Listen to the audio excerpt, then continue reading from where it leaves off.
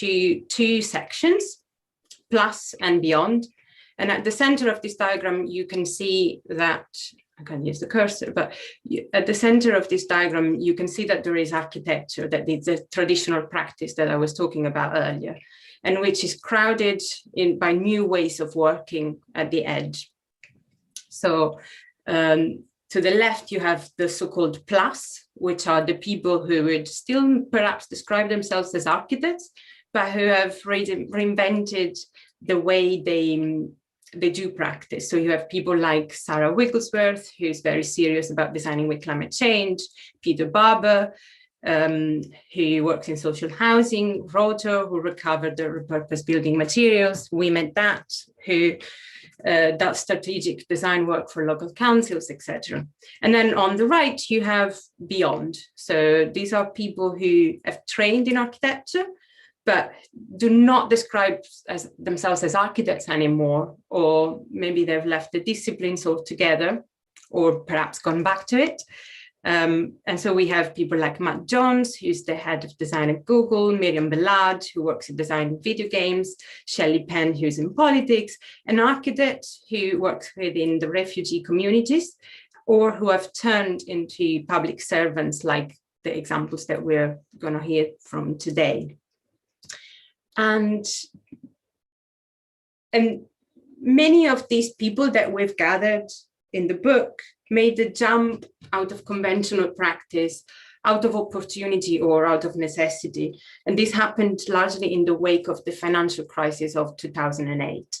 And that was a moment when architects in particular were facing growing issues with unemployment and the sort of status quo of standard practice, let's say, that models seem to be in doubt, seem to be fluctuating. And so these stories, like together, recast the role of the architect as a mediator, as someone who's bridging between different forms of knowledge and different communities, and combines like emotional power and pragmatic potential somehow.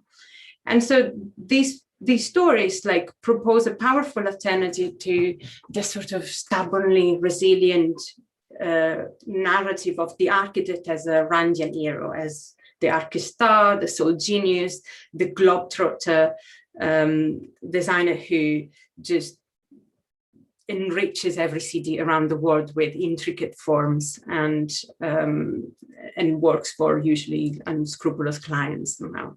And we think that this reframing is important because this is what society needs the most today. This is this capability which is intrinsic to architectural training and architectural profession of putting into practice this flexibility of mind. And this is because of the interconnected natures of the problems, of the big challenges that we face. So like global pandemics, refugee crisis, economic downturn, racial injustice, and climate breakdown. And these are all challenges which do not conform to disciplinary silos, and they are instead they cross over in the messy space between politics, between economics, between culture, and critically for architects, spatial thinking. So is this framing, this way of redrawing the boundaries of the profession to incorporate all these different modes of practice, which again do not conform to our standard idea of practice, which has to do with making building for private clients. I believe it's a form of activism itself. It is a call to action. And indeed, I would say that by placing excessive emphasis on the idea of making building, the profession has backed itself into a bit of a cul-de-sac of irrelevance. And this is what it made it unable to make a truly positive impact, and like what makes architects to be largely undervalued and largely leave them out of the big discussions which are actually happening and shape the world as we live in today. So it is therefore by going beyond the building and freeing architects from these form-making exercises for which they have become known, but at the same time reframing our work around public good and around a way of thinking rather than the product that we produce, that we can perhaps reclaim a little bit of that territory and demonstrate our true value within society, and therefore recover our public agency. So in that way, I would define a form of activism, perhaps. But I would introduce the first speaker, and maybe we can hear from all of you how you frame your practice before opening up to the discussion. So the first speaker is Robert Mueller, who's the managing director at the London-based practice Publica, and he's professor of architecture and design at the University of Brighton, and visiting professor at Mueller University, where he's been developing the Global Free Unit with a number of international partners. So over to you, Robert.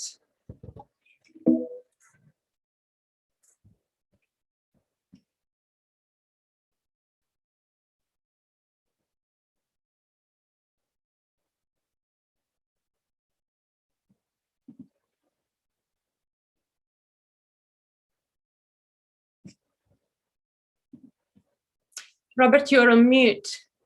You need to unmute yourself, otherwise we can't hear you. Hey, hi. I was just saying thank you, Roberta, so I'll say it again. And I think you've given us each sort of 10 to 12 minutes. So I just wanted to say first to yourself and to Harriet, just how honoured I have been to be part of the book and part of this conversation and to share today's platform with such sort of wonderful people, as you'll find out quite soon.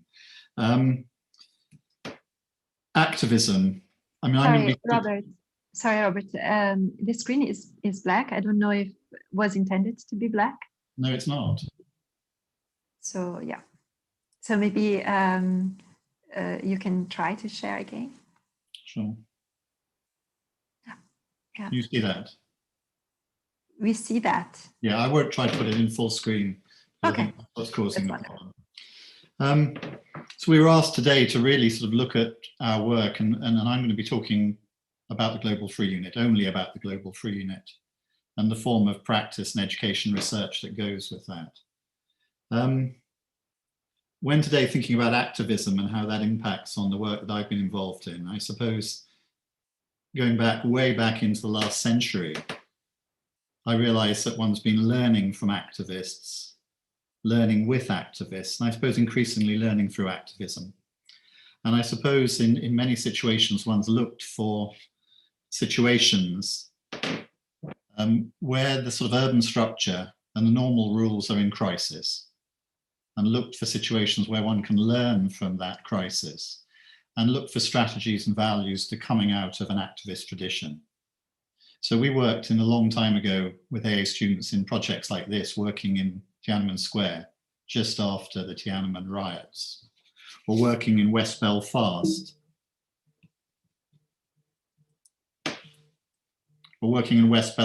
during the full breakdown of the peace process in the mid-90s, or in the schools that I've been involved in running, working in really difficult situations of rapid change, scarce resources, sort of political unrest in India, in Nepal, in Cuba, in the former Soviet Union.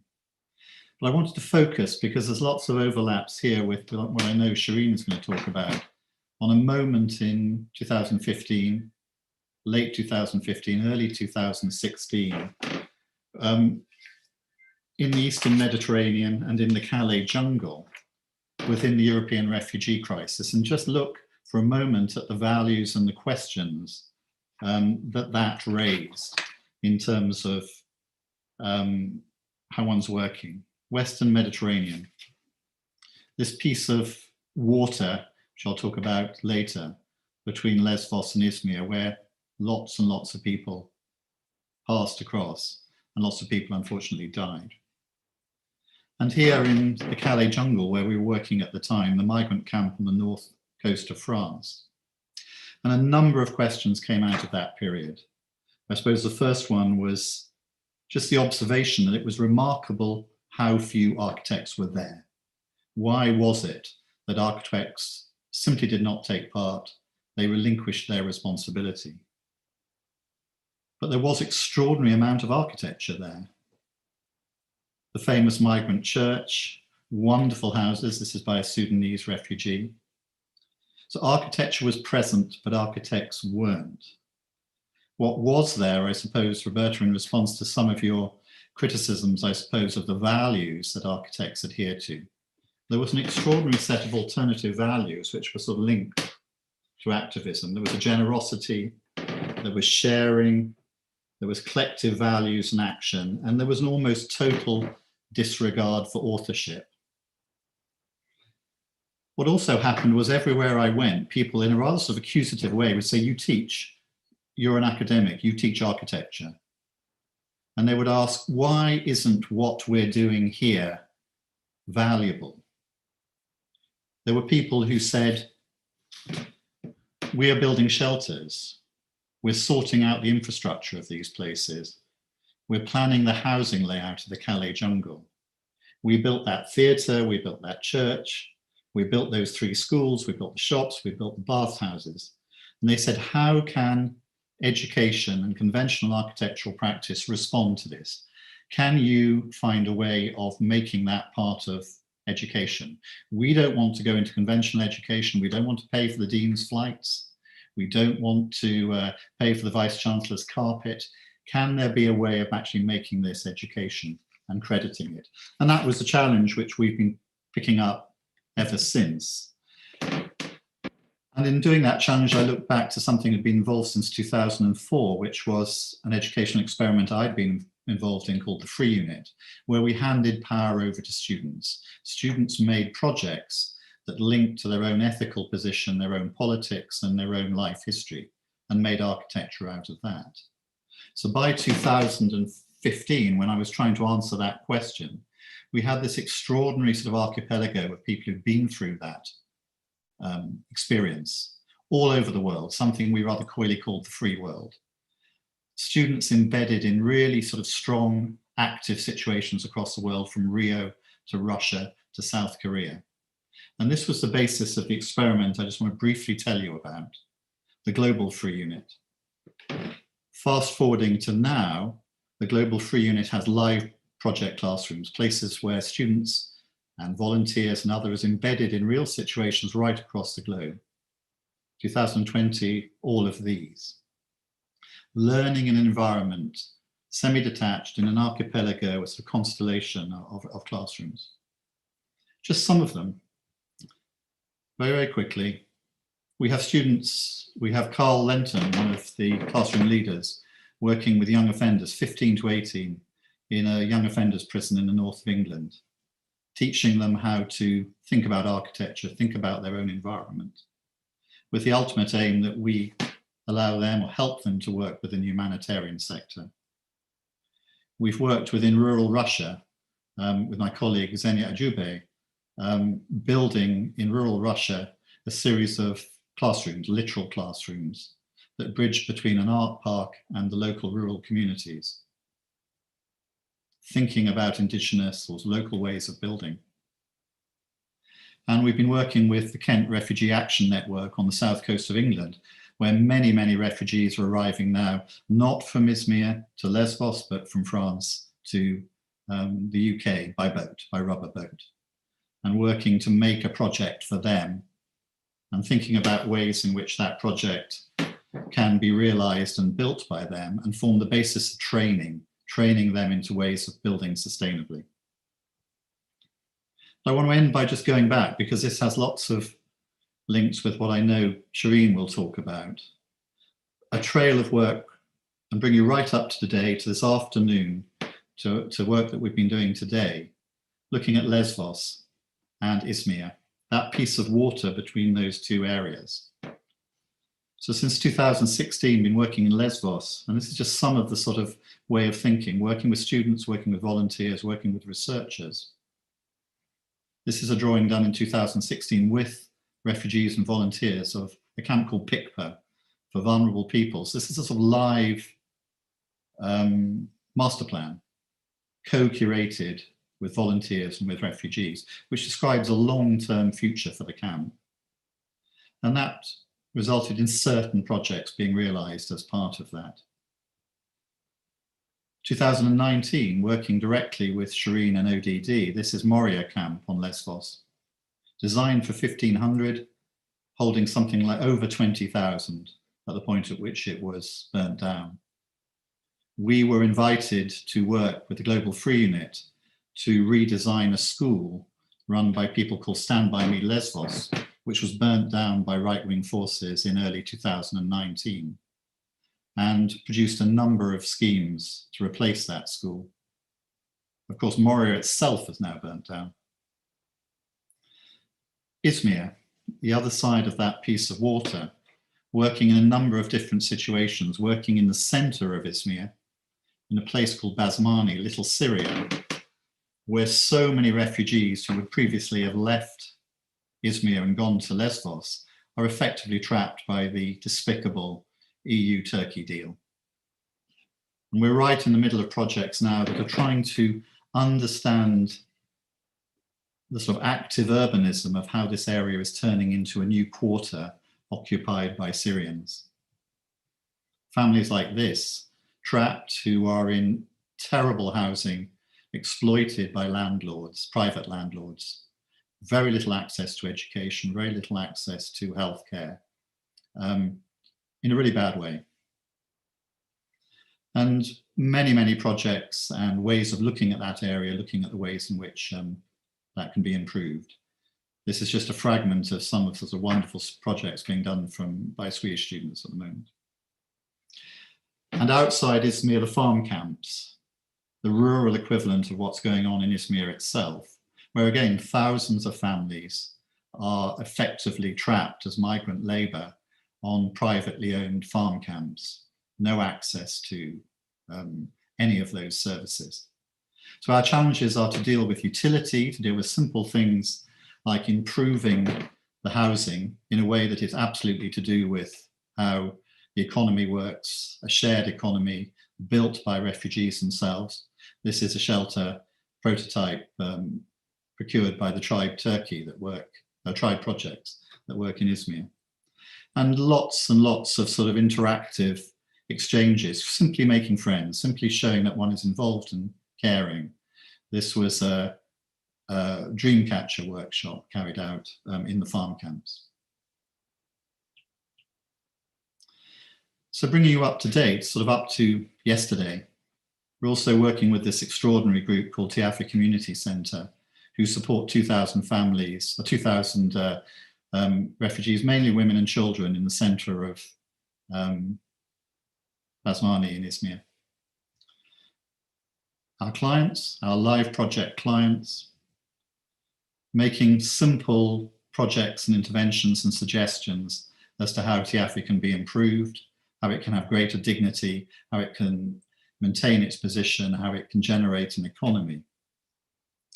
And just yesterday, there was a really moving exhibition in Tiafi, which brings together some of the work that you've seen in Izmir, some of the work you've seen in Lesvos, and presents it right back to those people who are going to benefit from it as a precondition to generating funding, generating interest.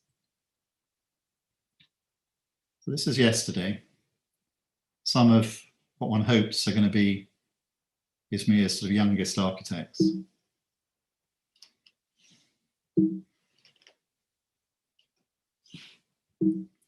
Sorry, it's not. Yeah, there's a couple more slides, but I just want to say something, just end, if I may, just by saying, what are the next steps? Where does this lead? And I suppose in terms of the conversation about activism, one would argue, and I don't want to overclaim for this or to make too many statements, but I do think in terms of a sort of educational model, it has measurable benefits to those who are involved in the classrooms, the host communities, those who are hosting us, allowing us into their economy, into their sort of world. It provides practical support. It provides clear outputs, tangible, buildable things, things you can sit on and kick and benefit from. It segues educational and research funding into real situations and makes that operable.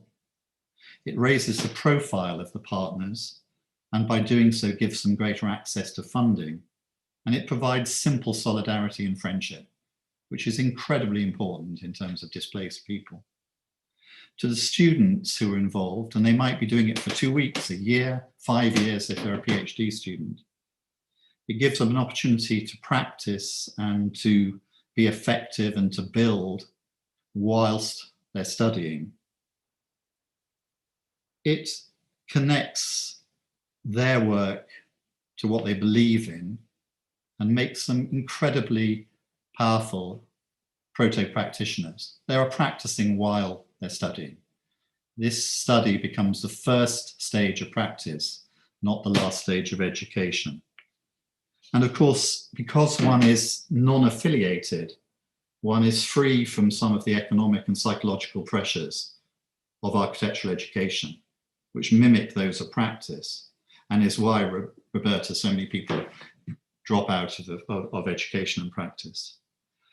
And to the participants, crucially, these people, I think we work really hard to provide pathways whereby participants, be they prisoners, be they refugees, be they volunteers, be they in Lesbos, Wetherby, Bosnia, Colombia, finding ways of helping them into education, training, and work.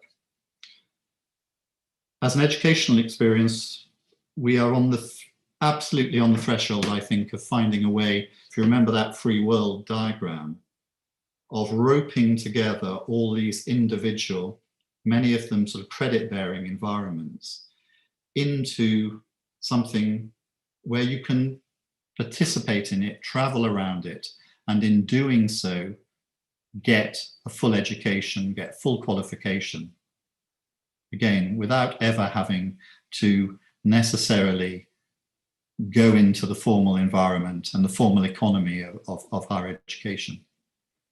So we hope that's about to happen. It's really exciting. We also have a whole series of sort of building projects and expectations with people we've worked with which have been stalled by COVID. So we do hope that we'll be able to sort of fulfill our sort of duty of care to some of those people who've been so generous to us very, very soon. Thank you.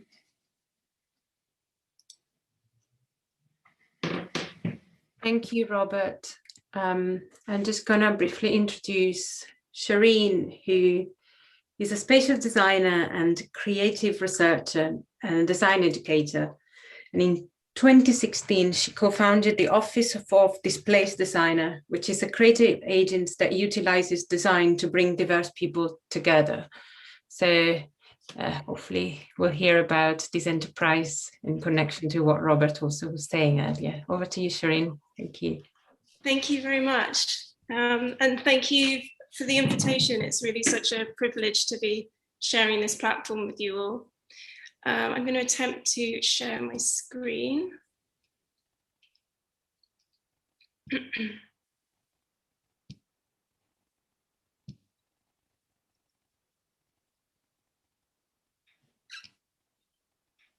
Not sure what can you see? I'm not sure that worked. Yeah, it works. Yeah, great. Yeah. Okay. Yeah, so we set up ODD in 2016, and it was really,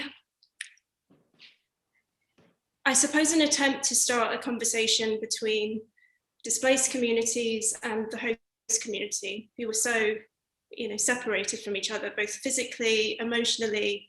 Aside from small interactions in stores, in shops, there was a strong sense of othering.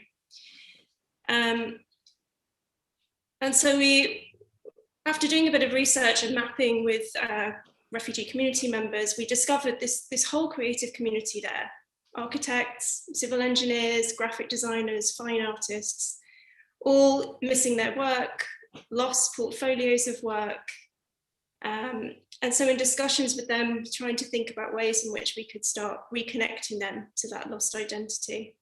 So after the EU-Turkey deal came into play in 2016, these sort of initial conversations started turning into a pilot project. And we do, Sorry, my screen is freezing now.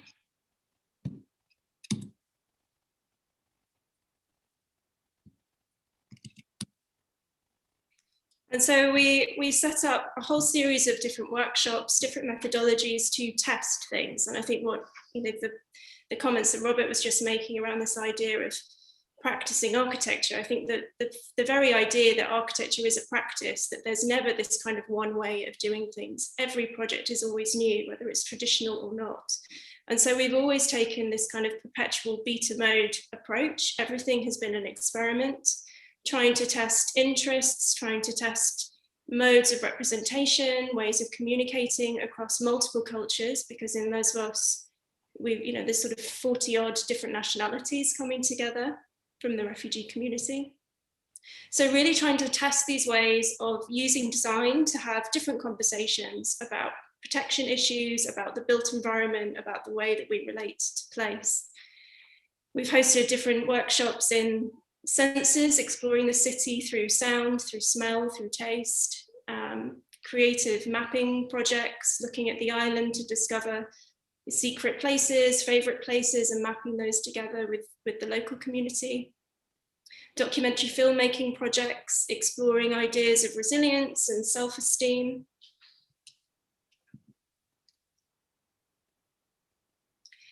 And I suppose really at the start, it came from a place of realizing, in terms of the people that we started out working with, was often men who, in the context of a refugee crisis, are often considered to be the least vulnerable. But of course, we understand that resilience is a finite resource. And so it was really important to start thinking about ways to engage them.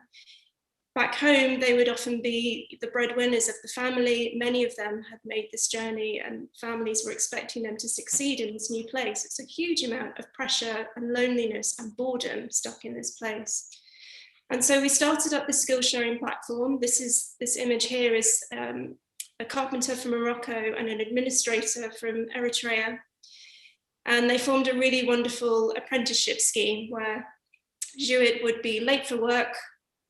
The other guy would kind of, rally him around, get him into the office on time, and then they would swap skills and swap stories. And it was a really wonderful relationship, allowing them to kind of reconnect to this identity, reclaim the sense of being responsible, having a place of work to go to. And actually some of those conversations is the reason that we have office in the name, Office of Displaced Designers, because office was a very simple term that translated across languages of having a very clear purpose. The office is the place where you go to work. I think the other issue that we've sort of been dealing with is the client, who our client is.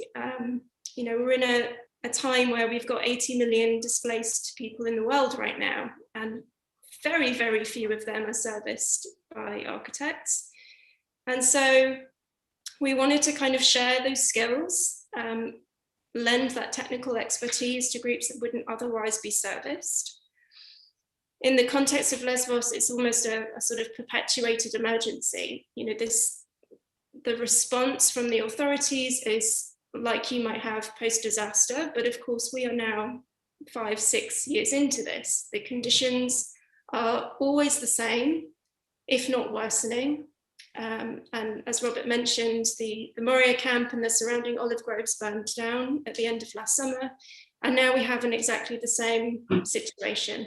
Different site, more exposed, even worse conditions than before, but the same strategy.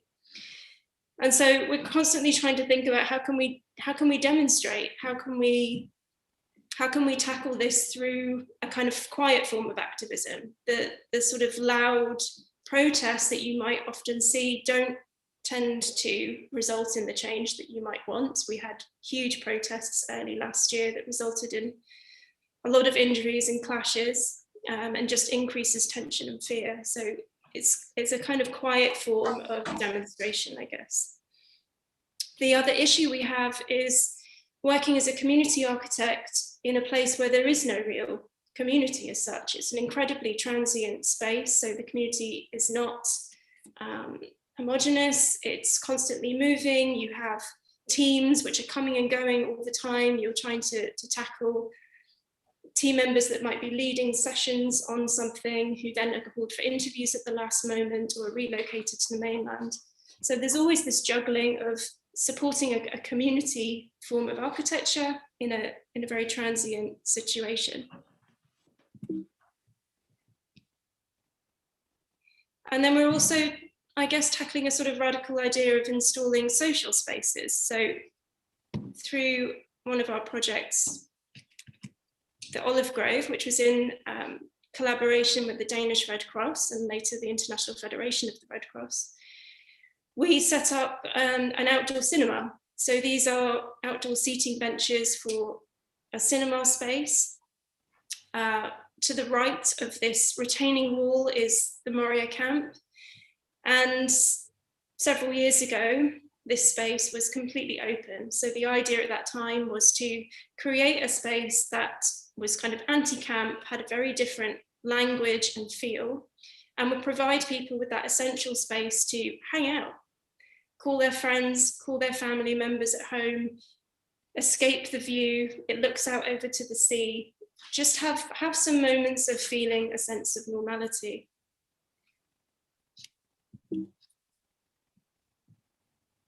Sorry, my screen is so slow. And so I guess a very typical skill that we would use as architects is mapping. And so it's also using skills like that to evidence with the hope of using it for the purposes of advocacy. You know, we want to advocate for the importance of social space in these contexts within sphere standards, which is the sort of humanitarian charter and minimum standards for emergency planning. I think you'll find the word social space written once in that entire document. What you're looking at here is a mapping of Maurya Camp itself and the surrounding olive groves going from 2016 up to 2020. The space in orange was the original recreation space that we were kind of allocated through Danish Red Cross for the purposes of these anti-camp shared social spaces. And you can see how they were appropriated up until the end of 2019, when the population surged drastically again. No one was kind of understanding the value of that social space. None of the agencies were protecting that social space. And so it was completely appropriated until, obviously, end of last summer was completely burned down. And so we're trying to, you know, the aim is to, I guess, write a monograph and kind of capture all of these stories, these narratives, the importance that not just the product of the social space, but really the process for often excluded people to be able to contribute to the betterment of their environment and to support that.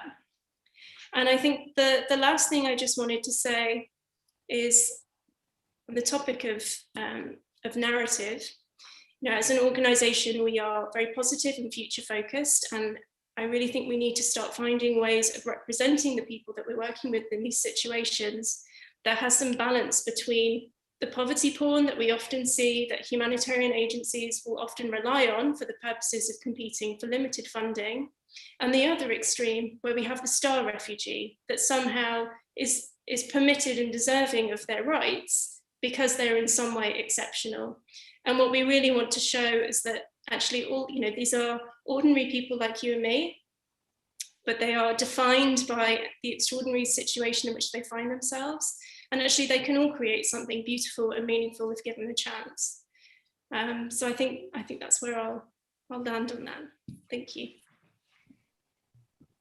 Thank you very much, Shireen. I'm gonna hand over to our next speaker, Damon Rich, who is a partner at Hector, an urban design, planning and civic arts practice, whose recent projects include designing a neighborhood park in one of Philadelphia's most diverse neighborhoods, constructing a housing crisis learning center at the Queens Museum, and planning a youth-centric neighborhood on the west side of Detroit. Damon previously served as a planning director and chief urban designer for the city of Newark, and is the founder of the Center for Urban Pedagogy, CUP. Over to you, Damon. Thank you, Roberta. It's great to be here. I'm wondering if someone can make me a co-host so I can share my screen, please. Federica, I'm not sure I can. It looks like it just happened. So Great. Thank you to whoever pulled the plug on that. All right, you can see my screen? Yes, all good.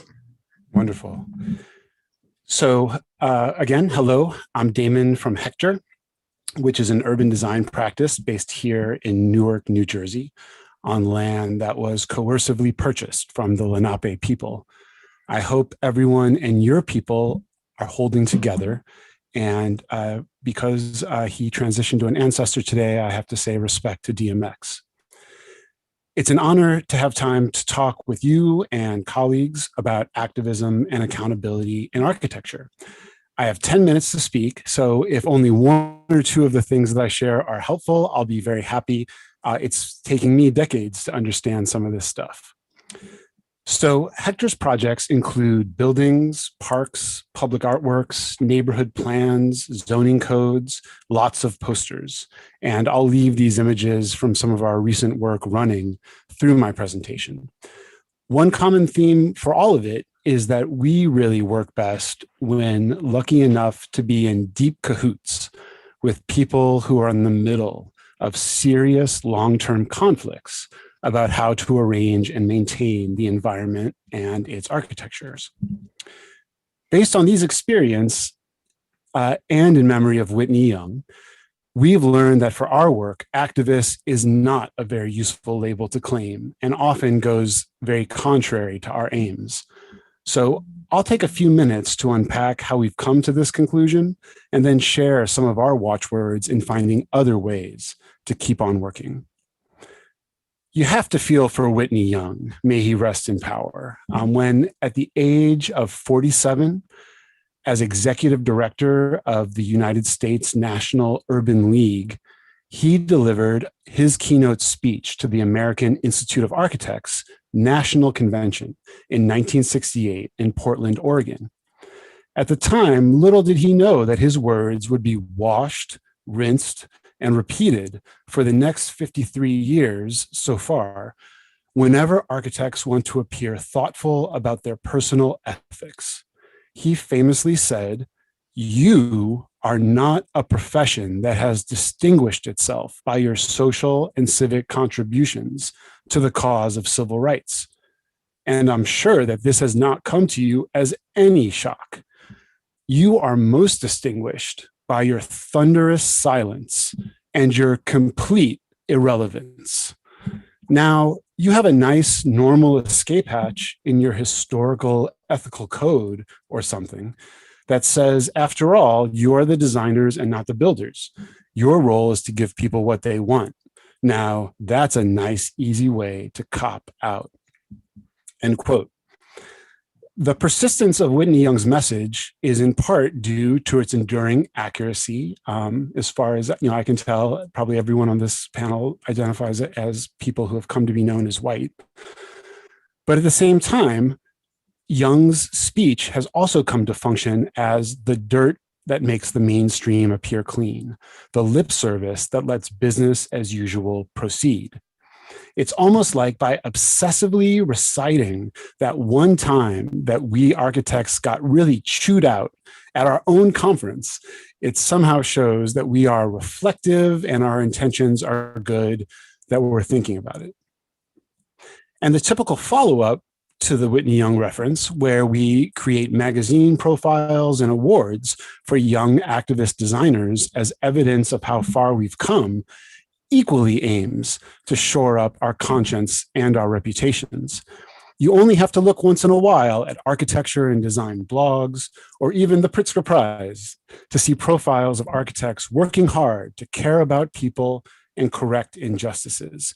Now, to be clear, I'm happy that people do these things, and I'm happy that people write profiles of it, and I myself have benefited big time. But what I'm trying to point out here is that these good things also have a major role in our profession's public relations management.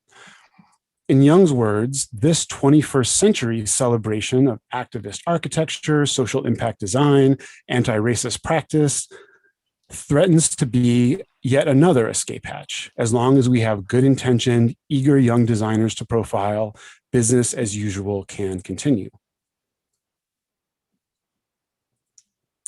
Now, activism talk in architecture often fails to describe relationships or movements and disavows the complexity and agency of context and larger forces. It too easily aligns with architecture's tradition of self-acclaimed heroism, combining the worst of early 20th century artistic vanguardism of so-called conceptual interventions with the most elevated of bourgeois sensibilities and obsession with authorism and intellectual property. Framing our work in terms of being activists often marginalizes the importance of institutions and their maintenance, and shoves aside work that we should claim critically as our own tradition from the early 20th century, figures like Catherine Bauer, advocate and author of legislation to create public housing, and Lawrence Vaylor, organizer of public education campaigns and design competitions about low-cost tenement housing. All the way through the traditions where community design practices multiplied in the 1960s and beyond, with great names like the Architects Resistance, Architects Renewal Community in Harlem, Urban Deadline, the Radical Planners Network, now just called Planners Network, and the ongoing Community Design Center movement embodied wonderfully in the history of the Pratt Center, through which we speak today. Activist talk often doesn't take time to acknowledge and build on this history as a long-term part of the history of architecture. Setting up a dichotomy between activist architects and square or mainstream ones makes it difficult to displace this opposition. Makes it difficult to displace this opposition instead of just reversing it. To see the complicity and the agency on both sides that need attention in order to create architecture that is more accountable to all people. And finally, on activism, especially in elite architecture spaces, you tell me if Pratt qualifies or not, loudly claiming the label of activist often results in short-term gestural attention on the way to a longer-term professional defanging. Architects will gas you up that you're doing God's work, and then politicos will dismiss you as focused on aesthetic details. In short, most of the time, I'd suggest that people who think like activists work to appear as legit as possible. After all, we're overjoyed to inherit 60 years of architects trying to work helpfully with communities in the context of the contradictions of capitalism and democracy. We need not to romanticize leaving architecture, but work to expand it, the hard work of finding ways to be useful. Before we demand more responsible architecture, let's study to whom architecture already responds. If we want places that are mixed use, mixed hues, and mixed loot, let's learn from architects and others that have tried, succeeded, and failed to make it happen. So to conclude, 3 watchwords that have been helpful for us at Hector as ways to think about expanding accountable architecture. 1, maintain and renovate institutions. Don't try to lead before you try to weave. Vision is oftentimes the problem, though sometimes a model is useful. What can we learn from the tradition of community organizing? People like Ella Baker, Saul Alinsky. Like Sherry Arnstein, we need to learn to diversify our vocabulary based on what we can learn from these people who went before, to create systems of democratic control of the environment, to see architecture as one piece of a vision of environmental justice, which requires understanding of place politics, seeing that participation only has a meaning and can only be evaluated in a larger context of power relationships. Because talking about power isn't just about who has and who doesn't have it, like good guys versus bad guys, but it means talking about the structures that we've built through which power operates and the motivations behind those structures. Watchword number 2, make policy public. translating the physical and political technicalities that we have to know as architects about the environment into posters, videos, any other useful materials for broader coalitions, so that those coalitions can decide which architectural issues are most important to their aims. And we can learn from the tradition of popular education, people like Septima Clark, from the isotype transformers, and from all kinds of graphic designers and political flyers, with the goal of disassembling and redistributing our own expertise. And finally, number 3, design with roots in organized communities, learning from the history of postmodernism instead of just tossing it out the way I was told to do in the 90s, how meaning attaches to material, learning from fine arts practices of social practice, to work with coalitions, to understand things in terms of how people see their own self-interest. In other words, design for organizing, figuring out what does democratizing architecture mean in reality. So whether you choose to use the label activist or the label architect or both or neither, may your careers be like eating a cookie from different directions, with chunks of popular education, legislation, advocacy, undesigning, designing, co-designing among your architecture. Thank you very much. Thank you, Damon, for the provocation as well. So I'm going to introduce the last speaker. He's Finn Williams, the co-founder and currently chief executive of Public Practice, which is a social enterprise that is putting built environment expertise into public service. And from July 2021, Finn will be the city architect of Malmö in Sweden. Congratulations for that. And he previously worked for the Office of Metropolitan Architecture, General Public Agency, Croydon Council, and the GLA in London. He's visiting professor of practice at the Institute of Innovation and Public Purpose at UCL, and was co-curator of the British Pavilion at the 2016 Venice Architecture Biennale. Over to you, Finn. Thank you so much. I have to say, I kind of want to just absorb everything I've just heard from you, Robert, Shireen, and Damon, but I'm going to attempt to place public practice within that context. And to do that, go back to the point at which I graduated back in pre-crash 2007, at a point when London was really booming, when it was claiming to be the world capital of architecture and design, with what was really an extraordinary concentration of globally successful architecture practices just down the road from, for example, just down the road from where I practiced, where I graduated at the RCA. You could see schemes by Chipperfield, where flats cost up to £30 million, Foster and Partners, where a flat cost £46 million, and Rogers Stirk, Harbour and Partners, where one whole home sold for £140 million. Step outside, of course, those highest value areas of the capital, and it was clear that the quality, or supposed quality, of our architectural expertise wasn't matched by the quality of the vast majority of our everyday environment. And in fact, architectural expertise isn't even involved in the vast majority of new development. According to the RIBA, only 6% of new homes in the UK are actually designed by architects, and that for me was a real motivation to understand how I could work with that other 94%. And of course, in the very same borough as those Chipperfield, Foster and Rogers schemes, in 2017, the tragedy of the Grenfell Tower fire was really proof that we've got the balance wrong. And for me, a real challenge to architects, the broader industry, to question who we're really working for.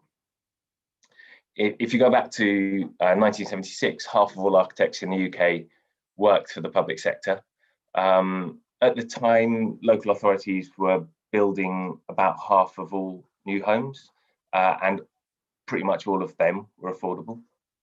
By 2016, that had fallen to under 1% of architects, and 1.5% of new homes were being built by the public sector.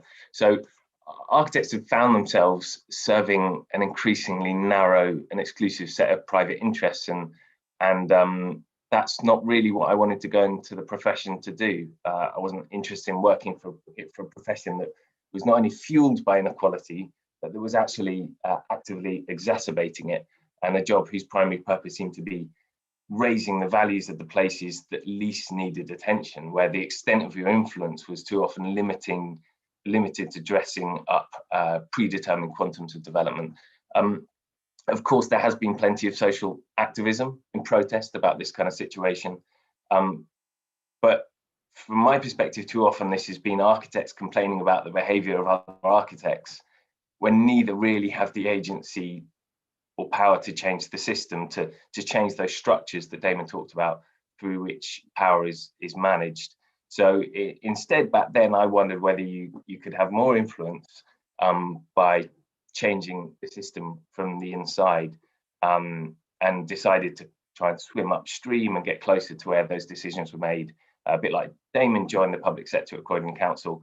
I joined what was already an unusually talented team, and soon we got kind of started receiving attention, getting asked to pose for embarrassing photo shoots on rooftop car parks, but all the while really were conscious that this was one team in one borough, and it was nowhere near what was needed to make the kind of structural changes that we needed across the industry to build a movement that actually put that built environment expertise in service of the people and places that needed it most. So after moving to the GLA, so city government in London, I worked with Pooja Agrawal to set up public practice, which was a not-for-profit social enterprise, which has the mission to build the public sector's capacity to improve the quality and equality of everyday places.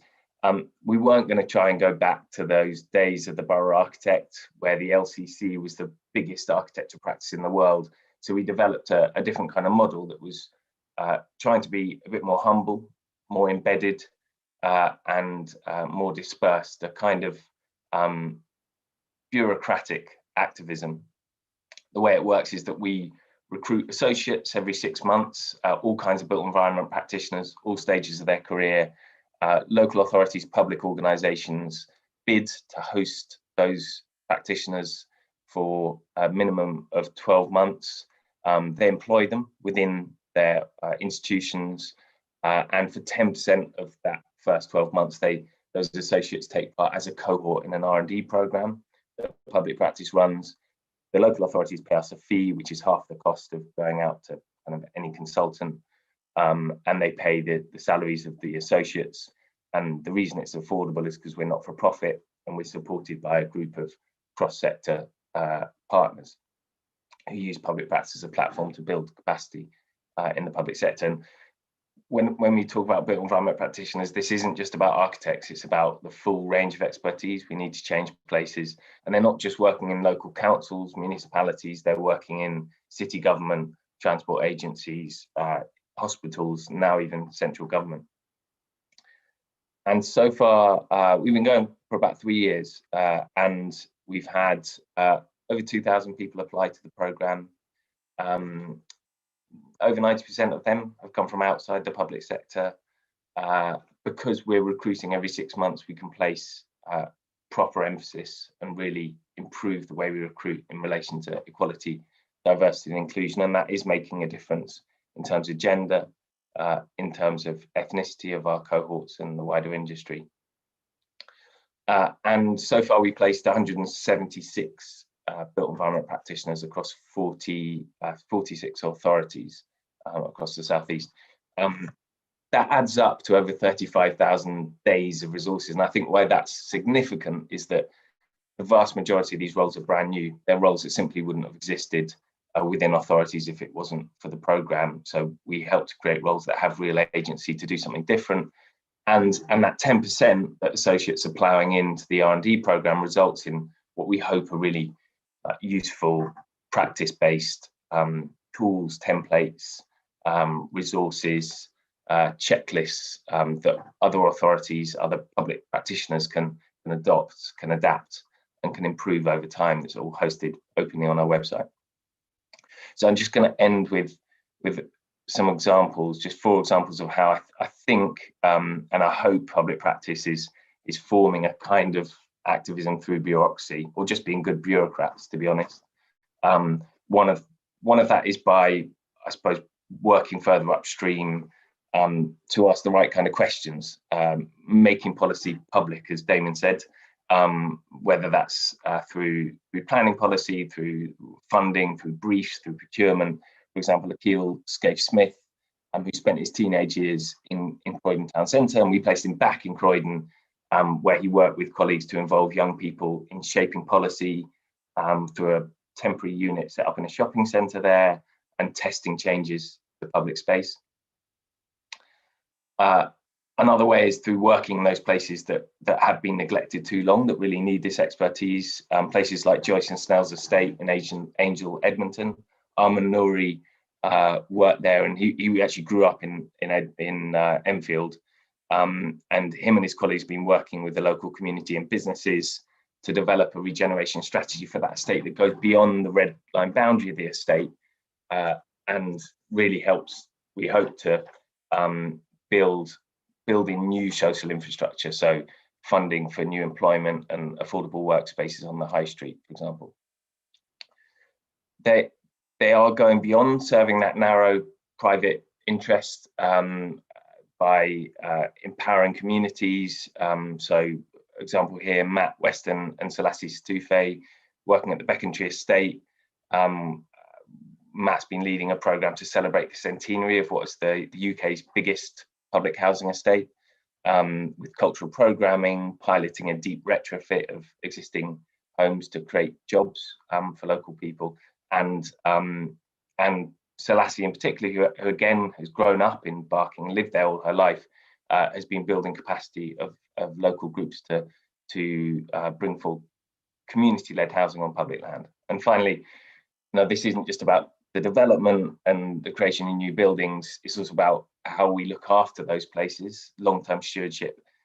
Dan Daley in Ashford has been working on a really big new development for over 7,000 homes south of Ashford Garden Communities, where he's been helping the community pull together a management organisation to look after the social and green infrastructure across that new development for decades, if not centuries to come.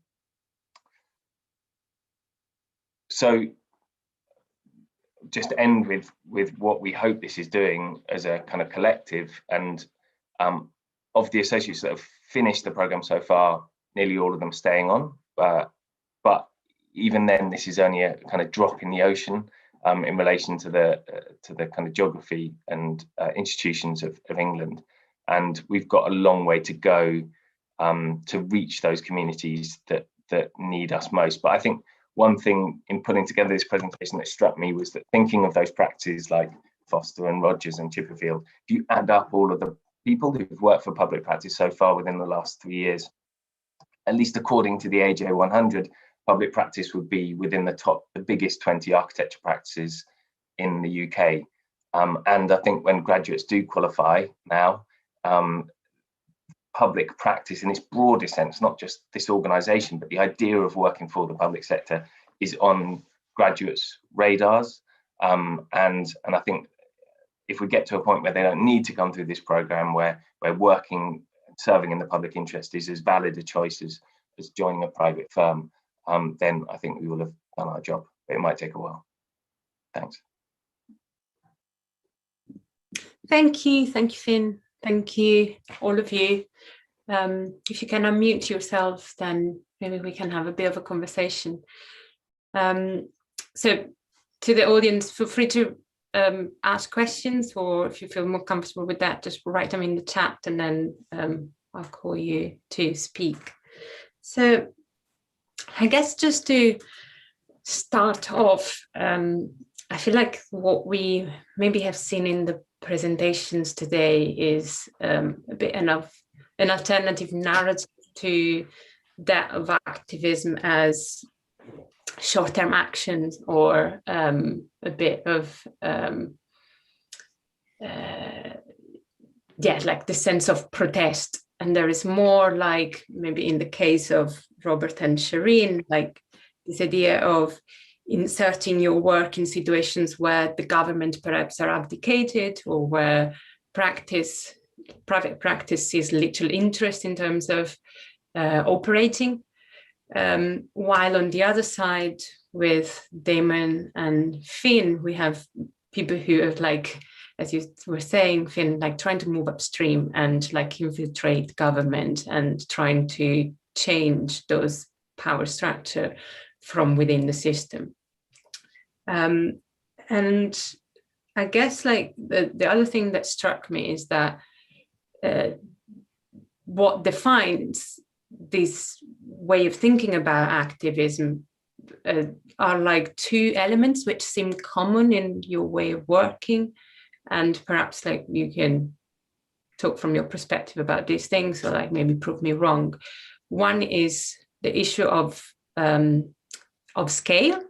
So all of your work, as you were saying, is not like short-term action, is not what we can say urban occupant or something like that, but it's something that I found ways of scaling up, whether it's working at the level of infrastructure, of government, etc., or is working at the level of the Global Free Unit, which has found different ways of operating across the world, or like with infrastructures. And the other one seems to be this idea of pedagogy.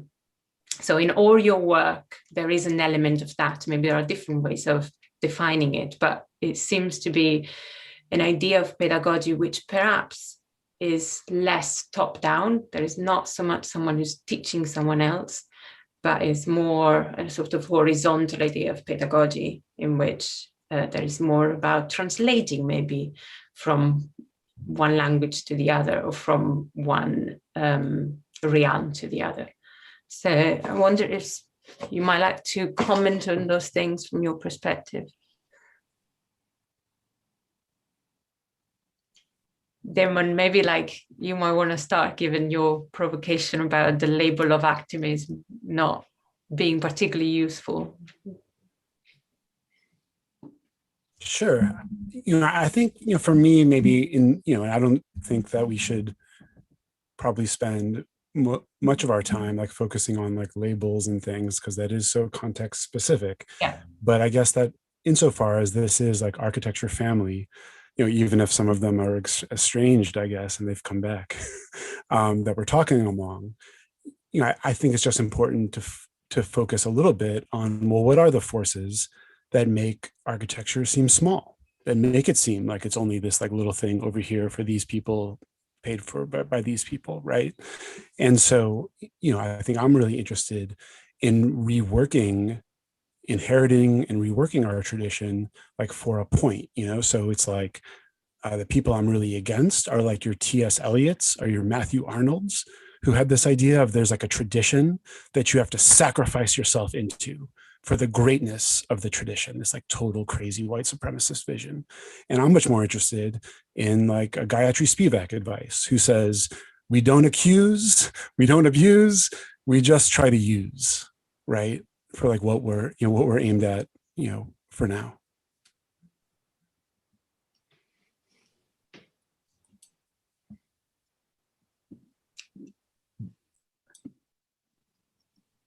Can I ask, like, Finn, would you like to perhaps like talk about, to maybe respond to this, like you use the definition of bureaucracy as a form of activism. So how do you feel about what Damon has just said in terms of so a useful way of defining it?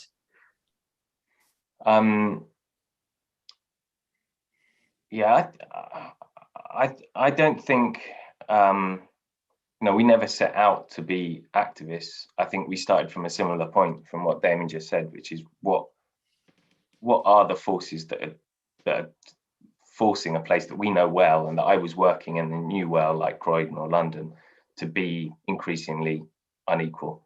and what might we be able to do about those forces, using our background and people I work with's background, and that kind of how can we build that into something with momentum that is equal to or could start to change those forces structurally, not just complain about them. And it seemed to me like I wasn't going to, and it's very hard work to do that purely through applying the art of designing objects within a limited brief without any scope to question what that brief is and what those questions are. So in that sense, I think going upstream is fundamental, as is questioning who you're working for. I think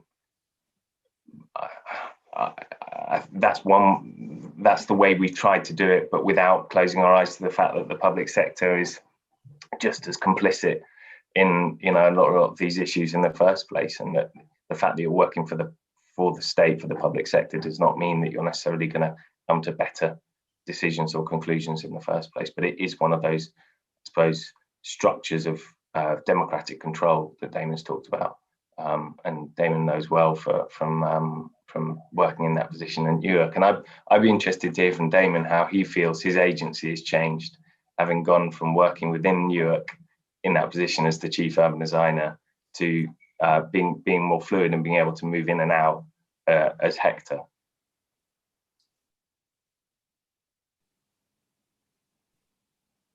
Damon, is it more effective or less? Do you wish you were back in New York Planning Department? It's another side of the cookie.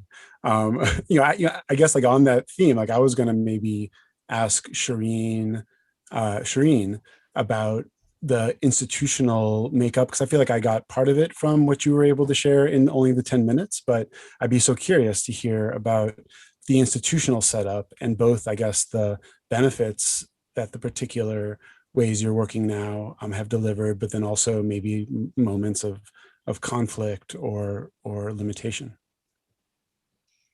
Yeah, there have been a lot of moments of limitation and conflict. It's an extremely complex situation in Greece. I guess, you have UNHCR, which in many contexts might work as like a de facto government. And in the context of Greece, they simply don't know how to work with such a bureaucratic government. So I think the level of support and the way that they're supporting has been hindered, and that's obviously impacted then the wider sector. The site itself, Maurya Camp, is managed by the army. It's a military facility. The olive groves surrounding that was private leases to landlords undertaken by some of the various actors on the ground. And then we were working alongside them to try and implement these. So for example, the olive grove construction project was delivered as a psychosocial support program through Danish Red Cross. They have their agenda, the community has their agenda, you're in conflict with the army who don't like what you're doing, but they also have no authority over what you're doing. There's lots of competition between the different agencies competing for, who's going to have the best Facebook story the next week, like all kinds of crazy stuff. And I think really what we learned over that time was that, as well as all of like the usual roles of an architect, as well as the additional kind of challenges of working as a community architect with different cultures, different nationalities, different languages, different skill sets, you're then almost expected as well to become an advocate for social space. You have to be the campaigner for protecting the social space. And I think those were roles that we were perhaps a bit too modest about initially. And if there was a do-over, perhaps we would try to kind of take some of that power a bit more proactively, which we didn't originally because of this very, very unsettling situation. We're not a registered Greek organization because that has its own limitations. So you're always just trying to find these kind of sneaky ways to do what you need to do. And yeah, sometimes it works and sometimes it doesn't. And Robert, like in terms of your pedagogical project with the Global Free Unit, like how do you, how does it work in terms of imbuing young students with all these qualities? Yeah, I suppose it's a sort of paradox that one works with some very sophisticated students, very sophisticated people who share a certain bewilderment about what their role is and how they operate as architects. And I suppose it's a sort of paradox that when they're operating in some of the environments that we described or that Shireen works in, there is a sort of retrieval of purpose, there's a sort of clarity of purpose. And actually the things that they retrieve are some of the sort of core skills of being an architect. Their technical skills, their skills around making good space and making spaces that reflect and acknowledge the identity of the people they're working with. So I think it's actually a process of validating and reinforcing what architects do. It's not leaving architecture, it's returning to a really sort of core sense of purpose. And the displaced populations we work with, they know what they need. They know what architects do much better than most of the architects, and they demand it. And that's fantastic. It's a sort of wonderful sort of sorbet that sort of sharpens the mind and makes things much, much clearer.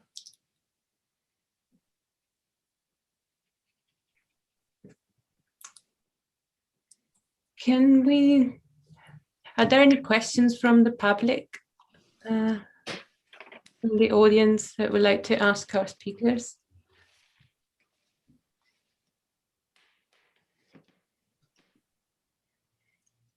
Well, if not, are there any hands up? I can't see, no. If not, I'd perhaps like to revive Finn questions, and that's like, maybe like for all of you who have gone from working and being dissatisfied with practice, standard like private practice, to working in challenging situations or in the government, but from Damon's view, from like going back to setting up a different type of practice to still be inserting himself into these challenging situations. So can you perhaps talk about this change of perspective and how you've gone back to it? Yeah, I didn't mean to give your question short shrift before, Finn. You know, most of the time it just feels like a kind of headache exchange, like definitely different headaches, slightly different feelings. You know, working in the public sector in the US context, in both my New York City experience where I was at the Parks Department, as well as my city of Newark experience, which is the largest city in the most densely populated state in the country, New Jersey, but is only 300,000 people versus, 9 million. Those experiences, like I think that we've talked when we've kind of been in group therapy together, Finn, it's just like an overwhelming experience because it's such a tenuous, creaky, corrupt system in terms of how it works. Something that was created, 100 years ago, at least in the States, in the name of the idea that everybody, even if you don't own property, has some say over the environment they live in. But of course, like that's not really exactly how it works. And I think I've mentioned this to you before, Finn, like my recurring image in my head for that experience was like 500 basketballs being like shot at me at one time. And I just had to like try to tip as many as I could to go in a slightly better direction, although nothing was really going to go the way I would really want it to go. And, I think running now a small design company, it's more like many fewer balls, and you're trying to like protect them more as you go down the field. But in both cases, it's a lot of our work as architects is always hectoring, right? Like trying to convince somebody that something is important, that like a material choice is important or a construction, method. And everyone's like, no, it doesn't seem important. Like we could just do it cheaper or do it faster or whatever. And so you have to use every tool that you have access to try to just like persuade them, like give them some reason to do it the way that you're advocating. Can I ask you, what is your role with institutions? As in, you were saying earlier about not marginalizing institutions, like as a thing which can be dangerous to some extent, and there's a temptation of many architects to call themselves as activists. Sorry. And so how do you frame it with your clients, and how do you relate to them in order to avoid marginalizing them? I think part of it is just the way that our projects inevitably bring us into contact with institutions and then more of our voluntary associations. Working in like a city government is definitely the experience of being like Han Solo, like trapped in this like carbon box that's not of your making and trying to kind of like weasel around to like get anything done. With all kinds of broken parts and like human connections, and the idea of like taking the paperwork and walking it through, right, to get your approvals with your like little comedy routine that you have to do, as you do it, or whatever it takes. That's one form of institution. Then our clients are one form of institution, but then also professional organization. So I had a not totally great time being an officer of the New Jersey chapter of the American Planning Association.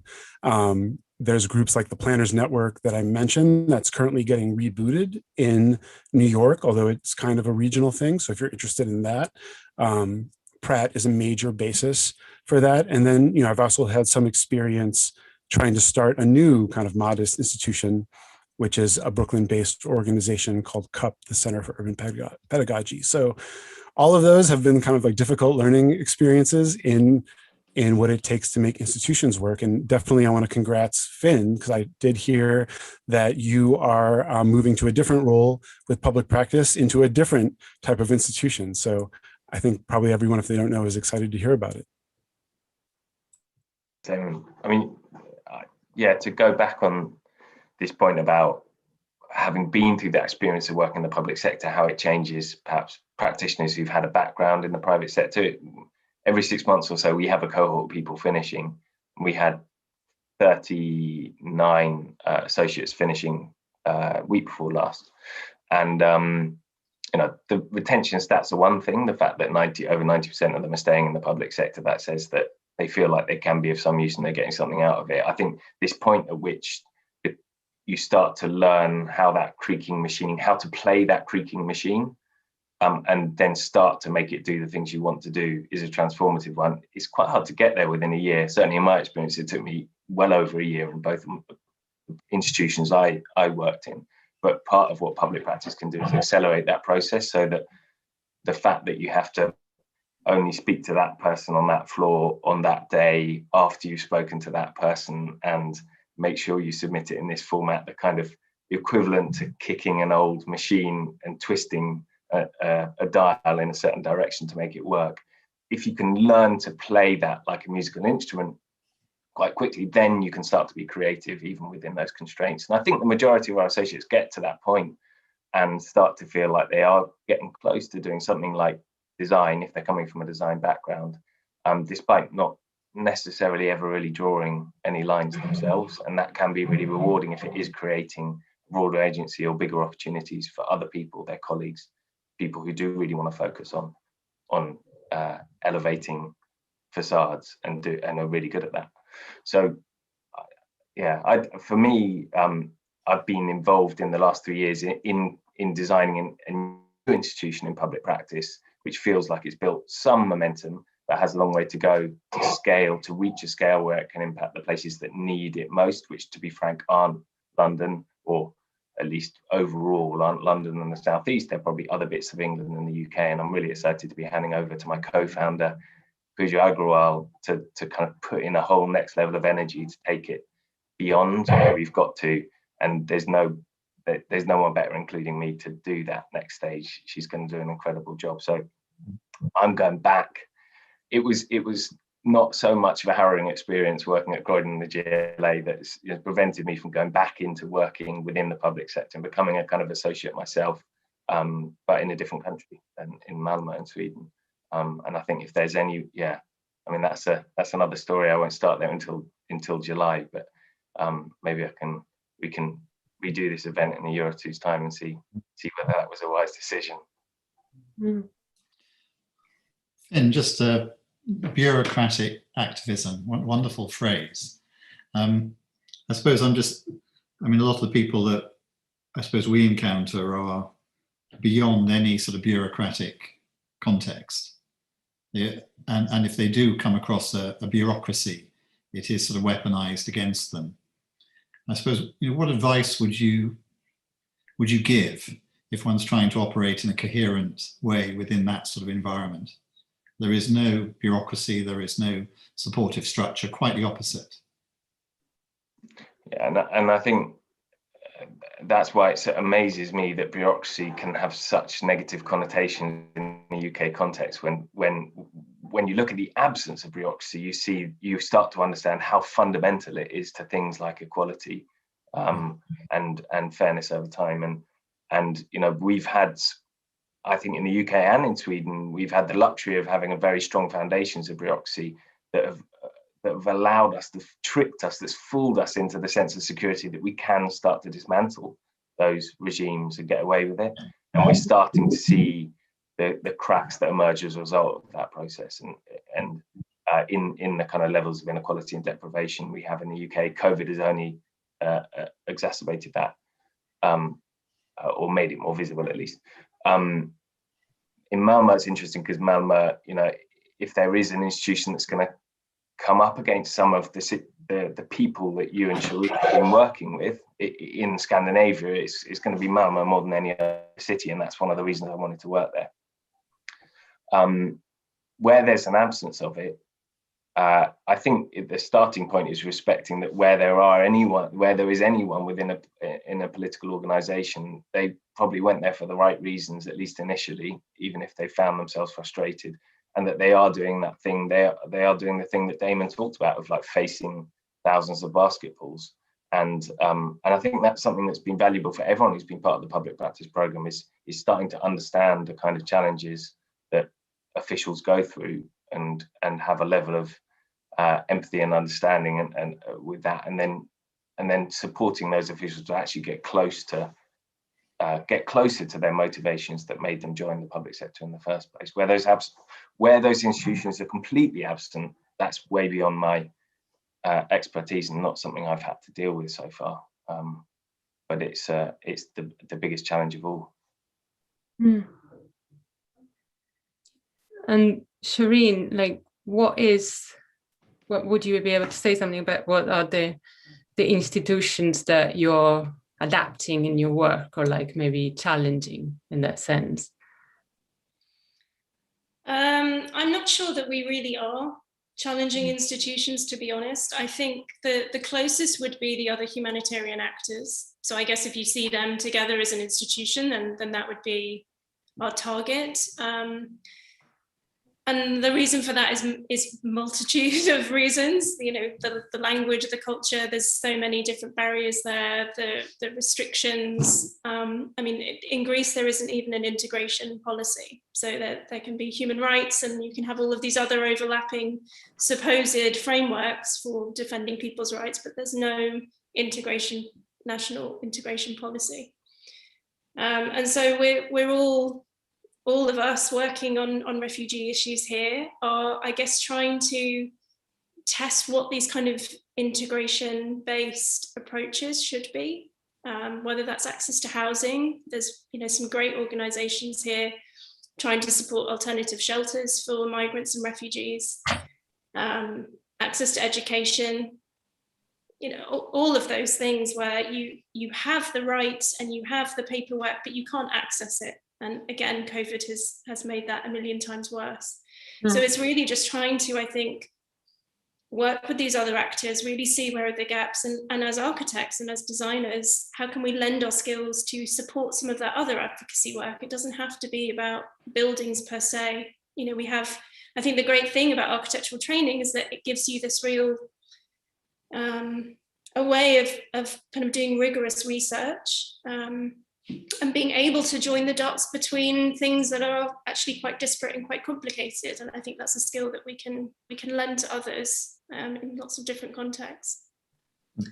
Yeah, that's definitely the type of skill that we were trying to stress in our book, and trying to give more attention to, because it's something that is often overlooked in favor of turning architecture into a more practical set of skills, which can be readily applied once you're out of education.